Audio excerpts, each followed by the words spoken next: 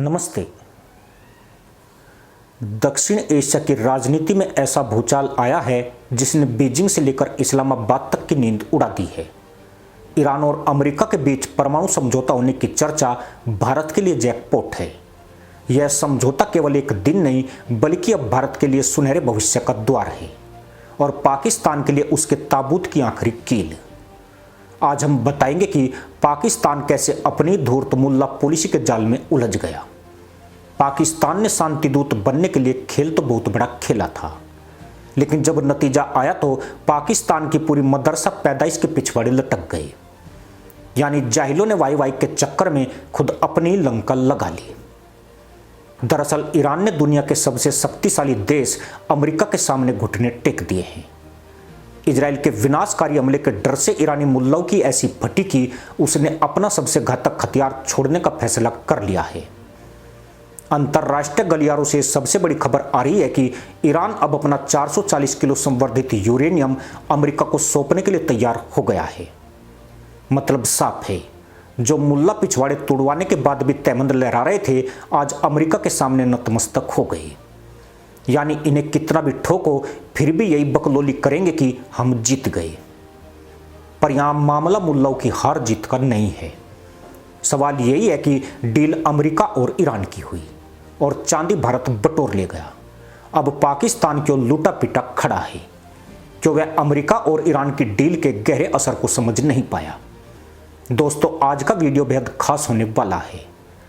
आज भारत की उस खामोश कूटनीति को जानकर आप भी वाही वाही करेंगे, क्योंकि भारत ने बिना शोर, बिना धमकी और बिना किसी का पक्ष लिए वो जीत हासिल की है जिसे पाकिस्तान करोड़ों डॉलर खर्च करने और तमाम दाव पेचों के बाद भी हासिल नहीं कर पाया।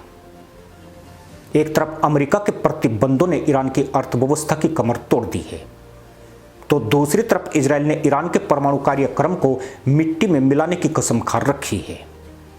पिछले कुछ दिनों में जिस तरह इजराइल ने ईरान के कमांडरों और ठिकानों को निशाना बनाया, उसने ईरान को यह सोचने पर मजबूर कर दिया कि अगर परमाणु डील नहीं की तो पूरा देश खटारा बन सकता है। यह 440 किलो यूरेनियम वही है जिससे ईरान परमाणु बम बनाने के बेहद करीब था, लेकिन अब इसे अमेरिका को सौंपना ईरान की सबसे बड़ी मजबूरी बन गई। इससे पहले कि भारत पाकिस्तान एंगल पर बात करे, पहले यह समझे कि आखिर ईरान क्यों अमेरिका के आगे झुक गया, जबकि वह बहुत बड़ी बड़ी फेंक रहा था। दुनिया भर की इंटेलिजेंस एजेंसी की रिपोर्ट के अनुसार ईरान के पास इस समय भारी मात्रा में संवर्धित यूरेनियम जमा हो चुका है। परमाणु बम बनाने के लिए यूरेनियम को 90% तक संवर्धित करना पड़ता है। चौंकाने वाला आंकड़ा यह है कि ईरान के पास पहले से ही 60% तक संवर्धित किया गया लगभग 142 किलो यूरेनियम मौजूद है। अगर इसे और रिफाइंड किया जाए तो ईरान 2 हफ्तों के भीतर कम से कम 3 परमाणु हथियार बना सकता है। ऐसे में 440 या 450 किलो यूरेनियम अमेरिका या किसी तीसरे देश को सौंपने का समझौता ईरान के परमाणु कार्यक्रम को कम से कम 2 से 3 साल पीछे धकेल देगा। आंकड़े बताते हैं कि इजराइल ने पिछले 6 महीनों में ईरान के भीतर 7 से अधिक बड़े खुफिया ऑपरेशन किए हैं। ईरान के नतांज जैसे परमाणु संयंत्र हमेशा इजरायली मिसाइल की रेंज में है। हालिया सैटेलाइट तस्वीरों से पता चला है कि इजराइल ने अपने F-35 लड़ाकू विमानों को लंबी दूरी के मिशन के लिए मॉडिफाइड किया है। ईरान को डर है कि अगर उसने 440 किलो यूरेनियम नहीं हटाया तो इजराइल उसके परमाणु ठिकानों को पूरी तरह नष्ट कर देगा, जैसा उसने 1981 में इराक के ओसरिक रिएक्टर के साथ किया था। ईरान की अर्थव्यवस्था की जीवन रेखा उसका तेल निर्यात है, जो मुख्य रूप से स्ट्रेट ऑफ हॉर्मुज से होकर गुजरता है। दुनिया के कुल तेल व्यापार का लगभग 20 से 25% इसी सकरे रास्ते से होकर गुजरता है। अमेरिका ने अपने 5वें बेड़े और एयरक्राफ्ट कैरियर के जरिए इस इलाके में ऐसी घेराबंदी की कि ईरान का ब्लैक मार्केट में तेल बेचना भी नामुमकिन हो गया। अमेरिका ने ईरान के चोरी छिपे तेल ले जाने वाले जहाज को ट्रैक करना शुरू कर दिया, जिससे ईरान की कमाई का मुख्य जरिया ही बंद हो गया।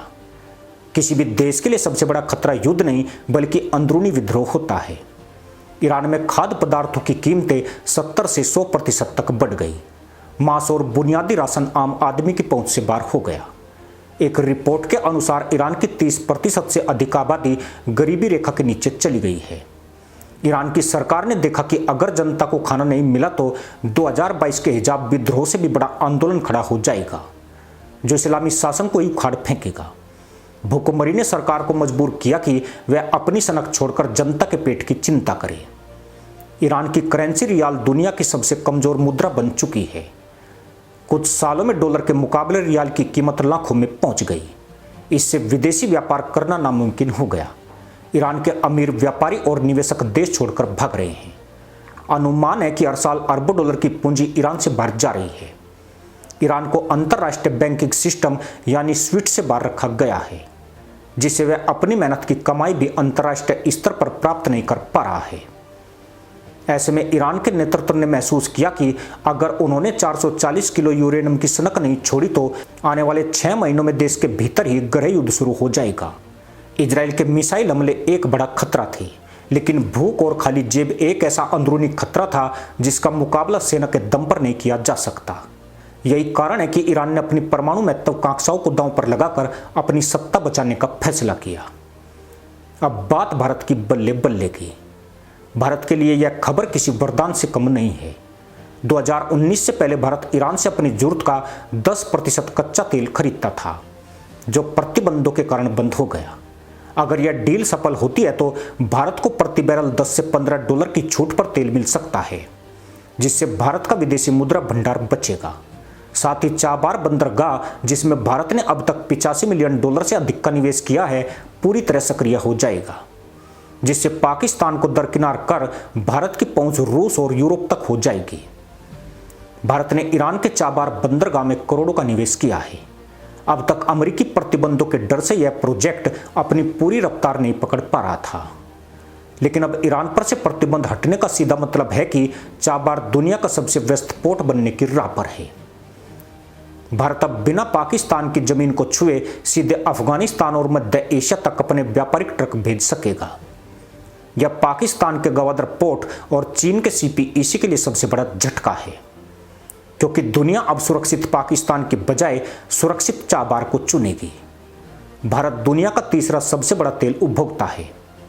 ईरान से प्रतिबंध हटाने के बाद भारत को न केवल कच्चा तेल बड़े डिस्काउंट पर मिलेगा, बल्कि परिवहन का खर्च भी कम होगा। इससे भारत की अर्थव्यवस्था को अरबों डॉलर की बचत होगी और देश में महंगाई कम होगी। भारत के लिए ईरान एक ऐसा भरोसेमंद पार्टनर बनेगा जो सऊदी अरब और रूस के साथ मिलकर भारत की ऊर्जा जरूरतों को पूरा करेगा। ईरान अब तक मजबूरी में चीन के पाले में खड़ा था, क्योंकि उसके पास कोई और विकल्प नहीं था। लेकिन अब अमेरिका और भारत के साथ बढ़ती नजदीकी ईरान को चीन के कर्ज जाल से बाहर निकालेगी। यह भारत की राजनीतिक जीत है कि उसने अपने पड़ोस में चीन के एक बड़े मोहरे को अपनी तरफ खींच लिया है। पाकिस्तान का पूरा अस्तित्व इस बात पर टिका था कि वह अफगानिस्तान जाने का एकमात्र रास्ता है। चाबार के पूरी तरह सक्रिय होते ही पाकिस्तान की ब्लैकमेलिंग पावर खत्म हो जाएगी। अब ना तो अमेरिका को पाकिस्तान की जरूरत रहेगी और न ही मध्य एशियाई देशों को। पाकिस्तान अब एक बंद गली बनकर रह जाएगा। पाकिस्तान पहले से दिवालिया होने की कगार पर है। उसे उम्मीद थी कि वह ईरान पाकिस्तान गैस पाइपलाइन के जरिए अपनी बिजली समस्या सुधार लेगा, लेकिन अब जब ईरान सीधे अमेरिका से बात कर रहा है तो ईरान पाकिस्तान को कोई भी रियायत देने के मूड में नहीं है। उल्टा ईरान ने पाकिस्तान पर पाइपलाइन पूरी न करने के लिए 18 अरब डॉलर का जुर्माना लगाने की धमकी दी है। इतनी बड़ी रकम पाकिस्तान की पूरी जीडीपी को हिला देने के लिए काफ़ी है। पाकिस्तान हमेशा खुद को मुस्लिम देशों का लीडर कहता है, लेकिन आज ईरान उसे शक की निगाहों से देख रहा है। अफगानिस्तान उसके खिलाफ युद्ध लड़ रहा है। ईरान का अमेरिका का करीब जाना पाकिस्तान को पूरी तरह से अलग थलग कर देगा। यह डील साबित करती है कि आज की दुनिया में बम और बारूद नहीं, बल्कि व्यापार और विश्वास काम करता है। भारत ने अपनी समझदारी से ईरान को अपना दोस्त बनाए रखा, जबकि पाकिस्तान ने अपनी धूर्त मुल्ला पॉलिसी से अपने हर पड़ोसी को दुश्मन बना दिया। अब भारत का तिरंगा चाबार के जरिए पूरे मध्य एशिया में लहराएगा और पाकिस्तान अपनी बर्बादी का तमाशा देखेगा। इसी के साथ अनुमति दोस्तों, जय हिंद, वंदे मातरम।